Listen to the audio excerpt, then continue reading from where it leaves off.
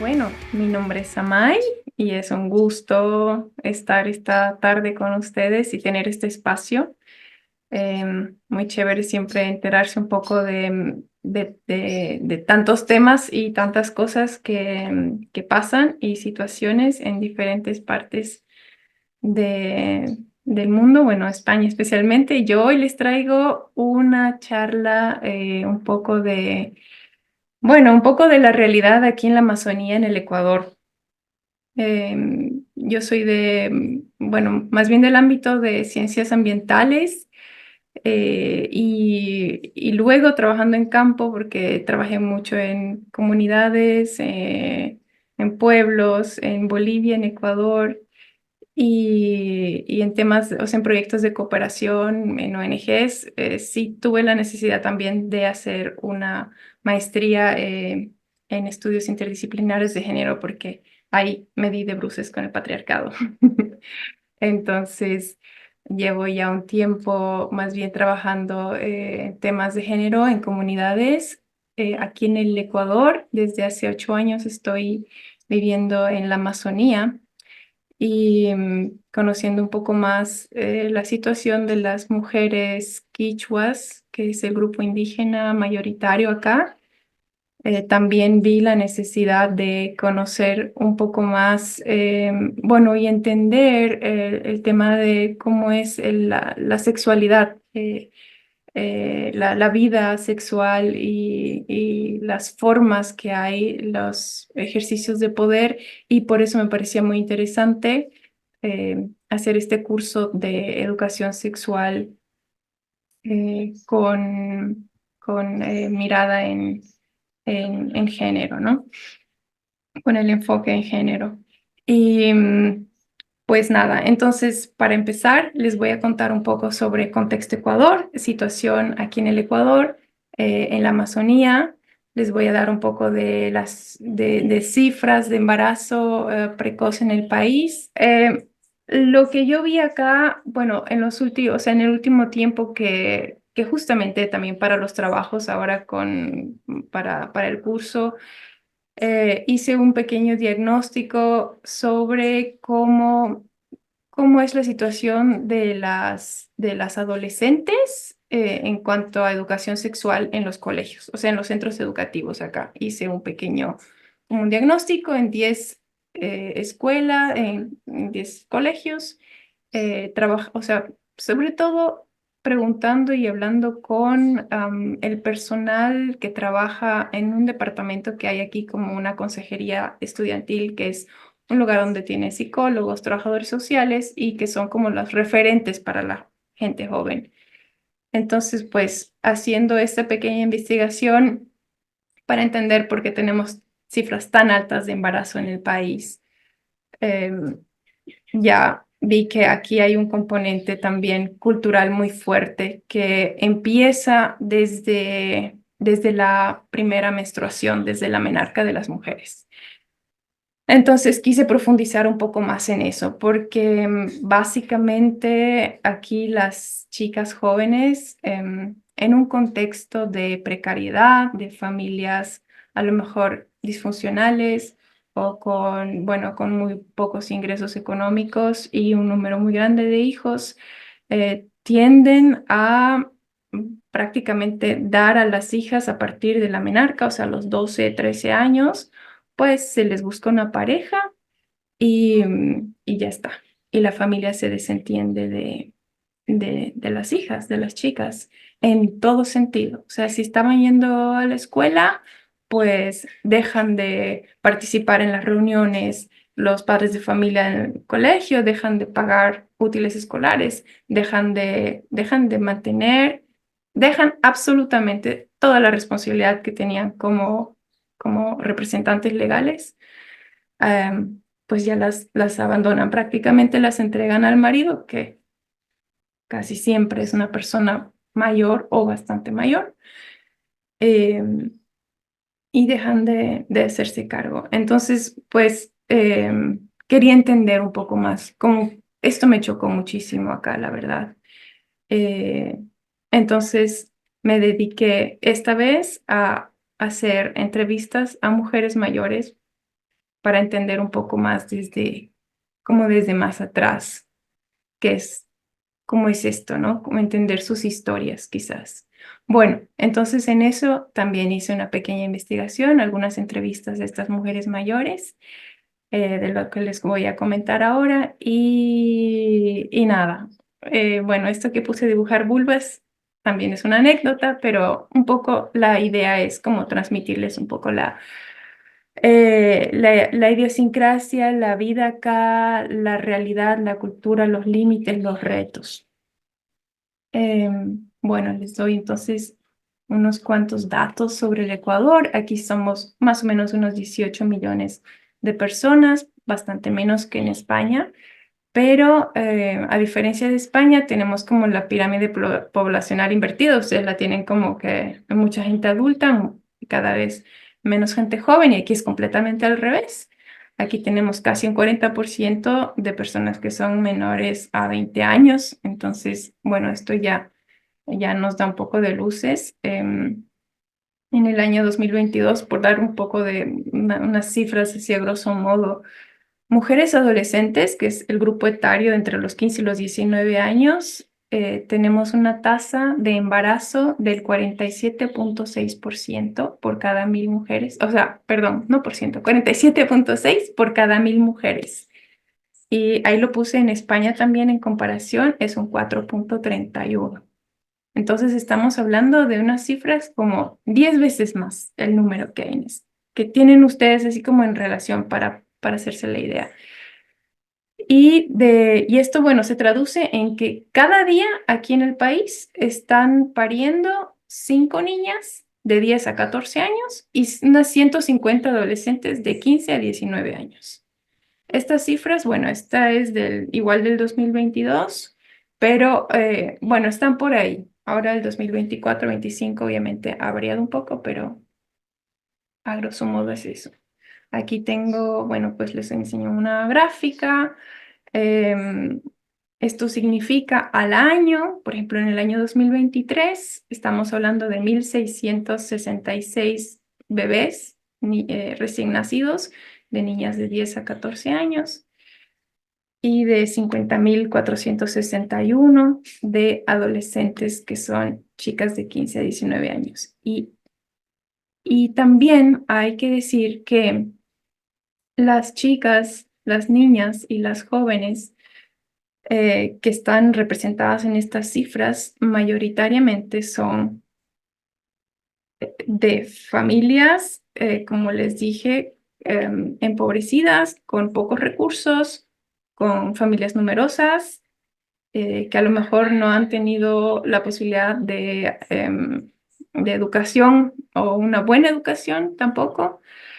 Entonces, o sea, entran como en este círculo, están en el círculo de pobreza y no logran tampoco salir o tienen menos posibilidades de salir.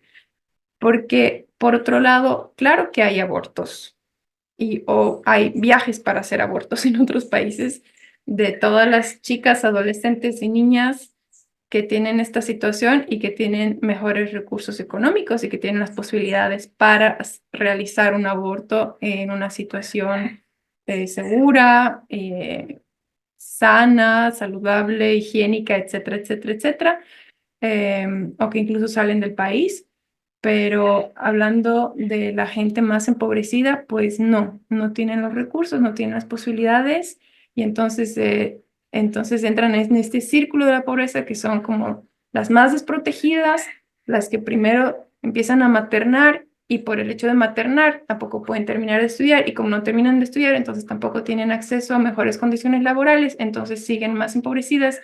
Y además estadísticamente se ha visto que mientras antes empieza uno la época reproductiva, o se empieza a tener hijos, más probabilidades de hijos una puede tener, y bueno, y más complejo y más difícil salir de esta situación.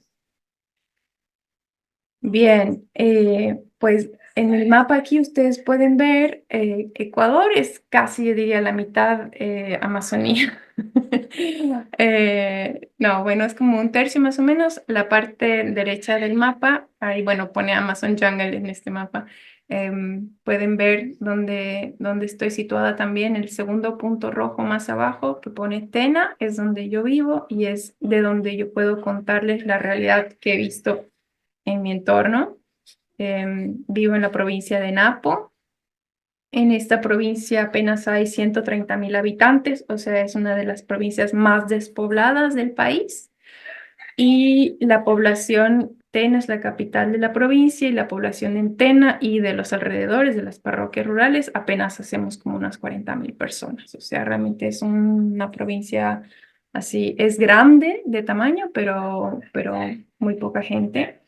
Las condiciones aquí, bueno, ya lo comenté un poco al inicio, estamos a 510 metros sobre el nivel del mar, una temperatura promedio de 22 grados, un porcentaje muy alto de humedad, unos 85 grados, llueve muchísimo.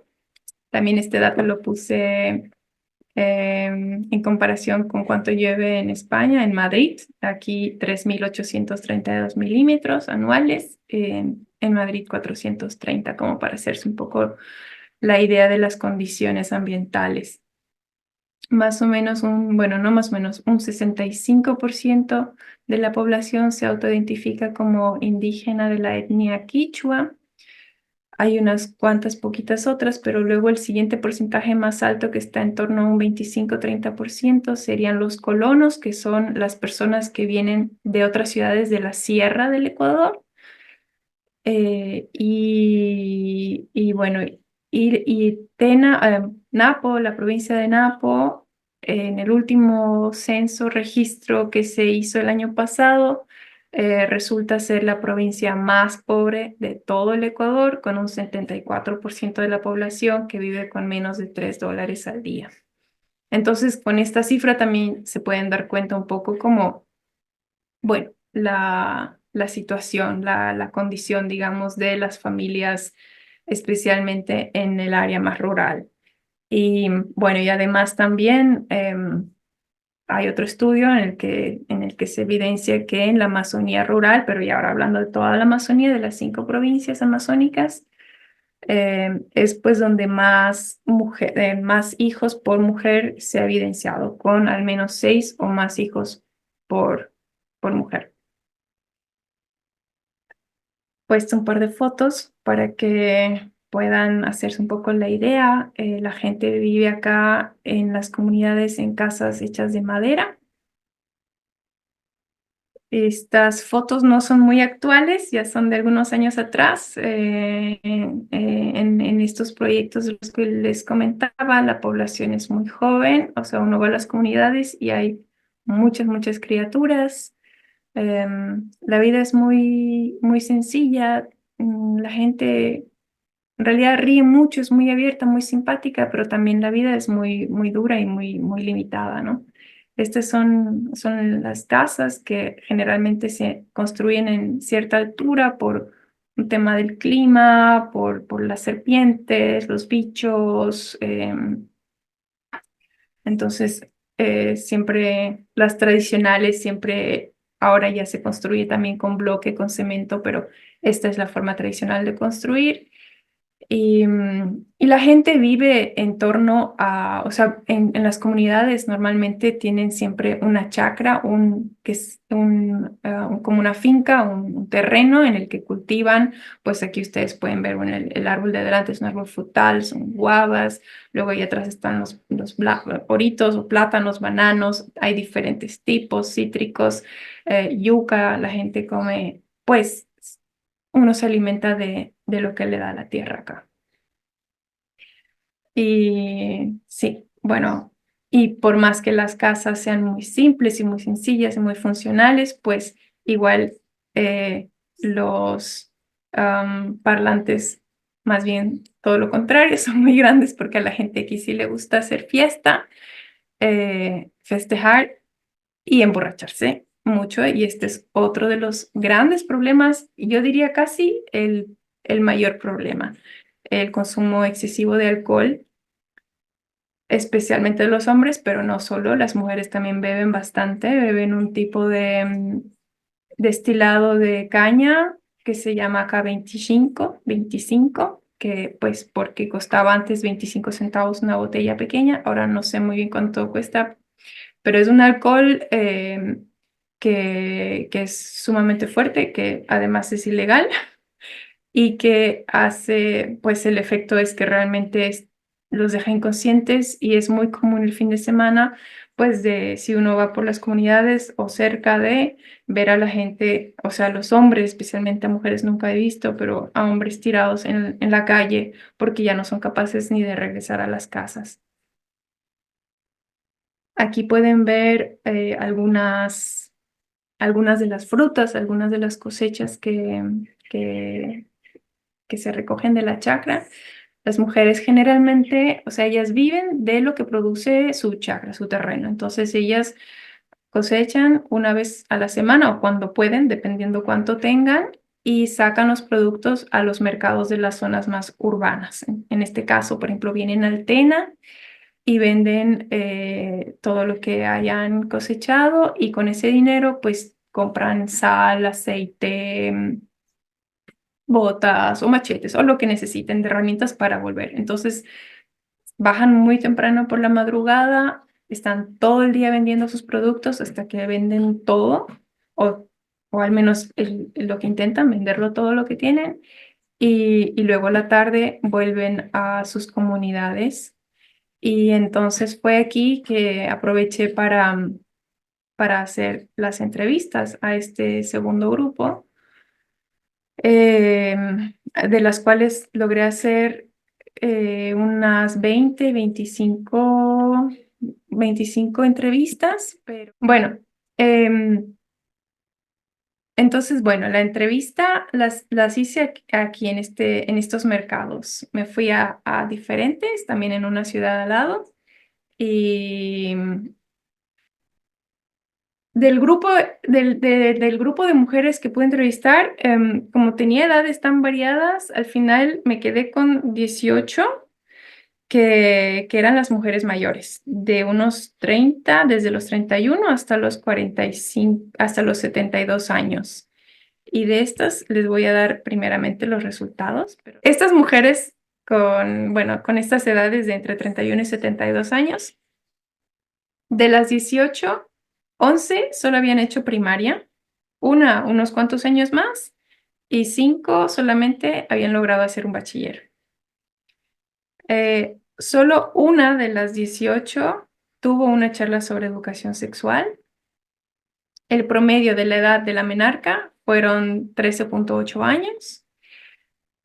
Luego también me resultaba muy interesante entender bueno, si habían contado a sus mamás o no que había menstruado. Entonces, 7 de ellas no habían avisado a sus madres o yo qué sé, referentes, hermanas, primas, abuelas, y solo 11 de ellas sí. Am, también, además, solo 10 de ellas sabían de la menstruación y 8 no tenían ni idea.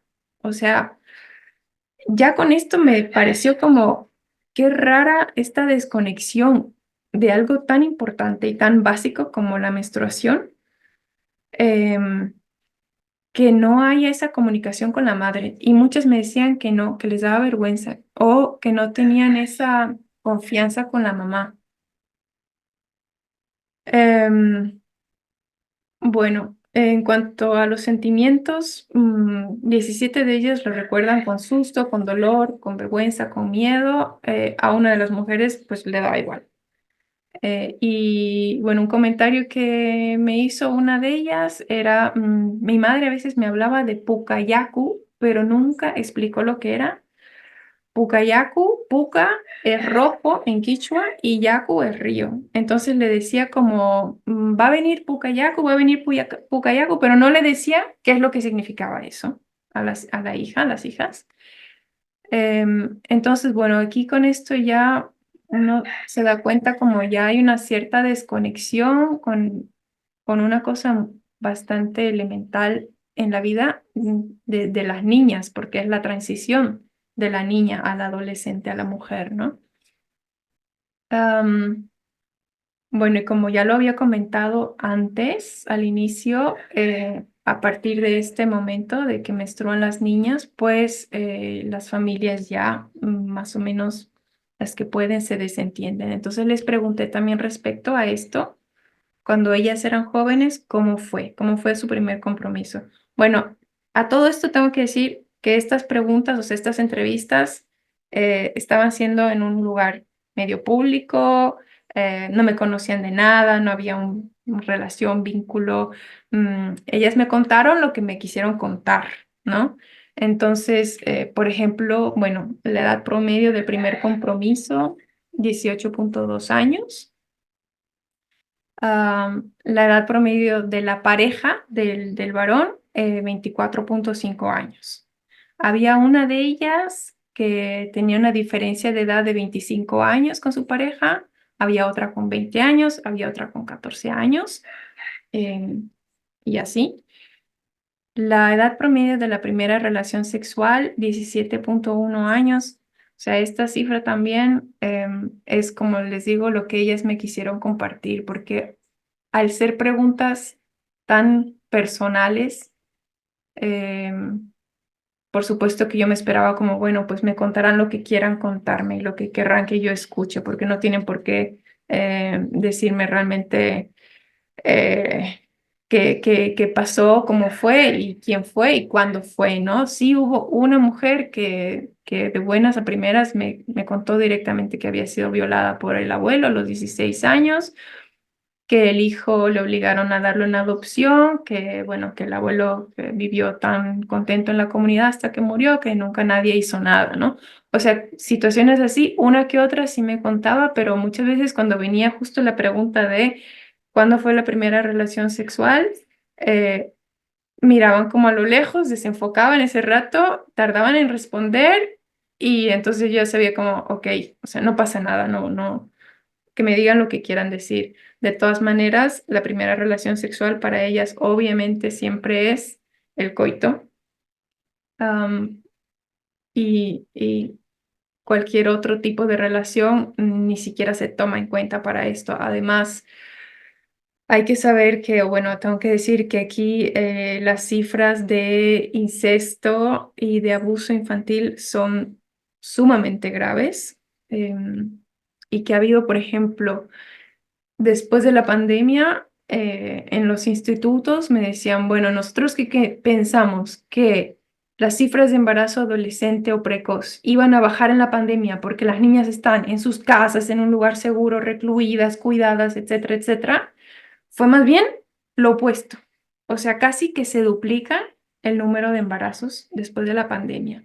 Los institutos aquí estaban que no sabían ya qué hacer, estaban como locos. Me dijeron, ahí sí nos dio el pánico porque de repente se les duplicaron las cifras. Pero bueno, entonces, al menos, bueno, esto es lo que me cuentan ellas, ¿no? Estas señoras. Luego les pregunté también si la elección de la pareja fue libre o no. 10 de ellas me dijeron que no y 8 pues que sí.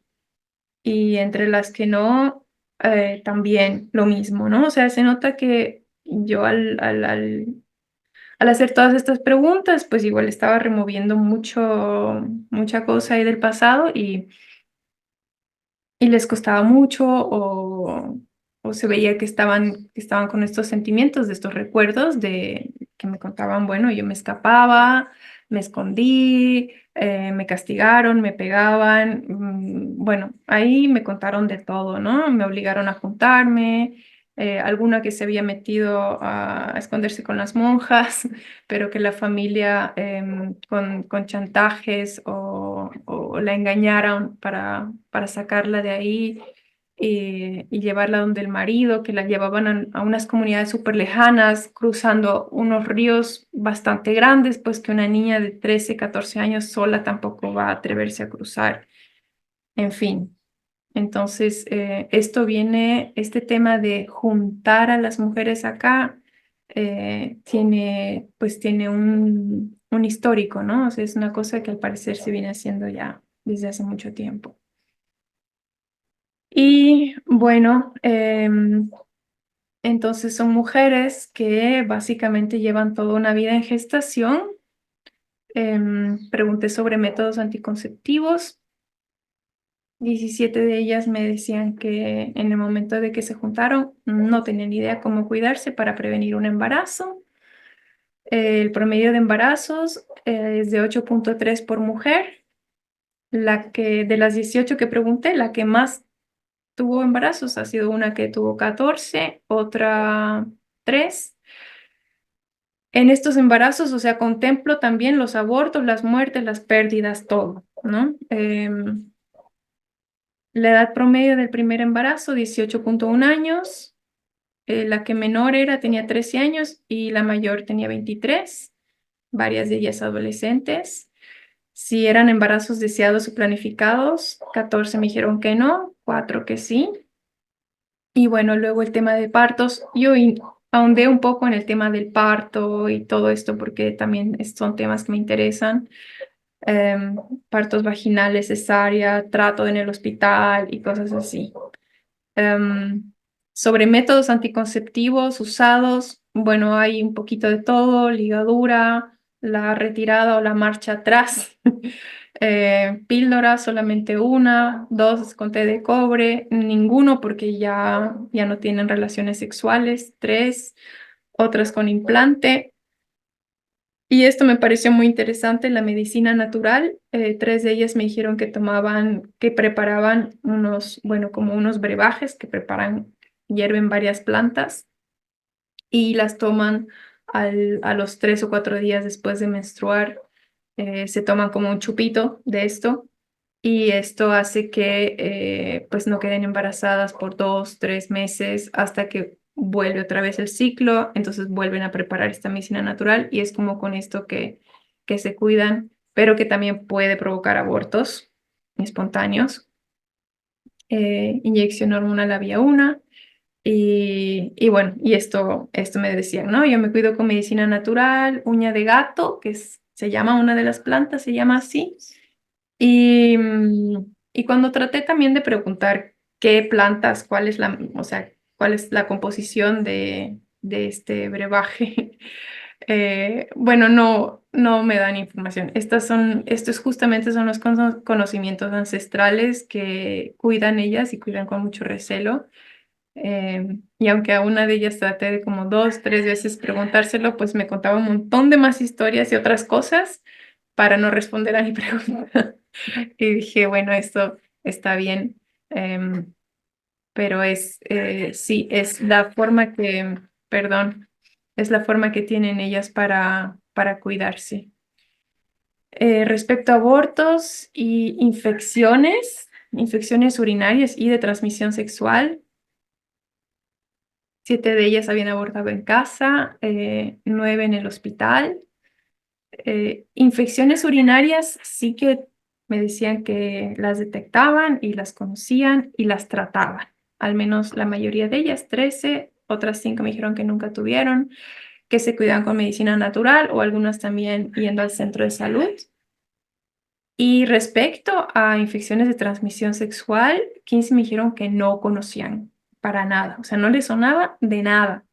Y luego 3 de ellas, pues sí, pero ¿cuáles? Pues nada más estas, VIH, SIDA, herpes, nada más, hasta ahí. Que tampoco podían describir ni los síntomas, ni por qué, ni cómo, nada. Y bueno, al final de todo yo les hacía la pregunta que si podían dibujar una vulva. Y pues nada, se reían y que no. O sea, solo dos de las más jóvenes, más o menos una que hizo un triángulo y otra que algo de un útero, más o menos así muy simple, pero una vulva y también esto decirles, bueno, ¿y cuántos orificios tenemos las mujeres? Y cómo se ve, y los labios y tal. Les causaba mucha gracia, mucha risa, pero no querían ni siquiera coger el marcador, o sea, era como que no se atreven. Entonces, bueno, al final me di cuenta como, vale, pero y me preguntan, pero ¿y entonces cómo es la vulva? Y entonces, pues yo les hacía un dibujo, hacía un esquema muy simple Y entonces ahí sí era como que de repente empezaba a venir una y otra, porque en quichua entre ellas hablaban y comentaban, entonces venía la una y la otra, y se creaba un espacio de, como un pequeño taller ahí en el mercado, em, hablando sobre anatomía, básicamente, o bueno, también métodos anticonceptivos y estas cosas, porque, por ejemplo, vasectomía también les parecía absolutamente ni idea, o sea, como, ¿qué es eso, no? Entonces, siempre ellas ligándose o pinchándose o poniéndose un montón de implantes y cosas. Pero entonces fue interesante también esta otra parte del cuestionario que se convertía un poquito como en un taller informal en, en estos mercados. Pues eso es básicamente de estas son algunas señoras, pero no son las señoras que entrevisté, pero bueno, así como para mostrarles algunas imágenes de otras capacitaciones. Em, Y digamos la diferenciación más grande con respecto a las chicas más jóvenes, a las mujeres más jóvenes, que igual estaban algunas maternando, no todas, porque les hice la misma entrevista, pero digamos para comparar algunos datos, em, bueno, a las mujeres adultas, para terminar esta partecita de las mayores, también les pregunté a qué edad se debería juntar una mujer. 11 de ellas responden de los 20 a los 24 años. 3 de ellas 25 a los 30 años. Y una incluso dijo nunca, que nunca se junten. Porque aquí, o sea, aquí la idea que hay es como que la mujer se tiene que juntar sí o sí con un hombre, con un cari. Y justo la que me respondió nunca fue la que le juntaron con un marido que era 25 años mayor que ella. Entonces también da a entender como, por su experiencia, pues nunca. Y la respuesta frecuente a esto siempre era, bueno, las mujeres primero deben tener un estudio, un trabajo estable, un techo, casa, finca, un lugar de qué poder vivir, ¿no? Y que antes no las dejaban estudiar. La otra pregunta era, si volvieses a empezar, si fueras joven, ¿cuántos hijos, hijas desearías tener? O sea, y no entendían, era como, ¿qué? Pero yo he tenido 11. Y nos decían, no, no, no, a ver, tú a tu hija o a tu nieta, ¿cuántos hijos debería tener tu hija, no? Como para ponerles en la situación. Y bueno, estas son las cifras, ¿no? Entonces se puede ver cómo, digamos, la mayoría sería entre uno y dos hijos, o dos, tres, pero luego el número va bajando en relación a cómo aumenta el número de hijos. Hay una única que pone 7 hijos, pues bueno, pero digamos, se ve que ahora como el criterio y el sueño capaz o lo que hubieran deseado ellas en sus vidas hubiera sido pues no tener los 9 hijos o los 11, ¿no? Em, y eso, ¿no? Alguna que me dijo estoy arrepentida de tantos hijos y, y que es un poco una de las frases de algunas de las fundaciones y ONGs y activistas de mujeres acá en el Ecuador, em, de esto como vidas robadas, ¿no? Y vidas robadas de estas niñas obligadas a maternar desde una edad muy temprana, ¿no? Bueno, y en la comparativa del grupo de menores de 30 años, que solo son poquitos puntos, es que, bueno, todas eran bachilleres. Bueno, en este grupo ahora solo estaban 7, todas las 7 eran bachilleres. Todas habían recibido charlas sobre educación sexual. La menarca es un poco antes, es más precoz, y esto es un factor que también ya lo había visto en la investigación anterior que había hecho. O sea, antes las mujeres mayores, la mayoría como a los 14 años menstruaron la primera vez, y en cambio ahora ya es 12, 13 años. Todas lo cuentan. Este tema de la menstruación, todas se lo cuentan a las mamás. Además, todas lo saben que van a menstruar y se lo dicen ya en el colegio también. Y todas, bueno, excepto una en este caso, conocía sobre las infecciones de transmisión sexual y no solamente VIH-Sida, sino pues me nombraron varias más. Entonces, bueno, sí, es un tema preocupante y es un tema muy, o sea, que refleja que aquí hay mucho trabajo por hacer todavía en esta materia, pero también me gusta, no sé, terminar un poco con esta mirada de, creo que estamos yendo en el camino correcto, ¿no? Como la generación joven tiene ya más conocimiento, tiene un poquito mejores condiciones. Nos queda un largo camino para andar por delante, eh, pero espero que estas charlas, estos conocimientos de Fundación Sexpol, sí salpiquen también mucho más por estas tierras, por estos lugares en Latinoamérica y nada, que podamos ir invirtiendo la tortilla. Esto obviamente tiene que estar acompañado de muchísimas políticas públicas que aquí nos hacen muchísima falta. O sea, también hay una cosa que no mencioné al inicio, pero en el Ecuador actualmente solamente se puede abortar bajo 3 circunstancias que son problemas con malformación del feto, riesgo de salud materna o violación. Y este tercer causal de violación recién ha sido aprobado hace 4 años. O sea, imagínense que antes, hace 4 años, las mujeres todavía no podían legalmente abortar en caso de violación, a no ser de que haya sido una mujer con discapacidad mental específicamente, ninguna otra discapacidad, tenía que ser una discapacidad mental y además ser violada. Esto el 2021. Y recién desde abril del 2021 se acepta la causal por violación a toda mujer violada. De todas formas, aunque la Corte Constitucional ha aprobado esto, estamos muy lejos todavía de que las mujeres realmente accedan a un aborto legal y seguro por violación, porque hay un montón de factores que tienen que cumplir, tienen que hacer denuncias, o sea, son varios pasos que dificultan y por lo que yo creo que todavía tenemos estas cifras de embarazos precoces, bueno, y por muchas cosas más, y obviamente por el desconocimiento, e incluso con este grupo de mujeres jóvenes a las que entrevisté, que me decían que habían tenido las charlas y los talleres sobre educación sexual, pero estaban maternando a un crío desde los 16 o 18 años, y les dije, bueno, pero tuviste varias capacitaciones de educación sexual y tienes tu hijo con 16 años. Digo, ¿qué pasó? Me dicen, vergüenza, vergüenza para ir a comprar métodos anticonceptivos o ni siquiera a comprar porque en centro de salud los reciben gratuitos. O sea, hay muchas cosas también, en lo personal, en lo político, en lo social. Pero bueno, ahí vamos.